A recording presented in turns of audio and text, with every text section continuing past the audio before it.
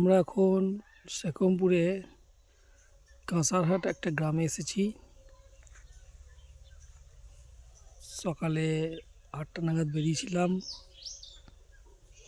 এখানে এসে পৌঁছেছি প্রায় 9টা। খুব গরম আছে।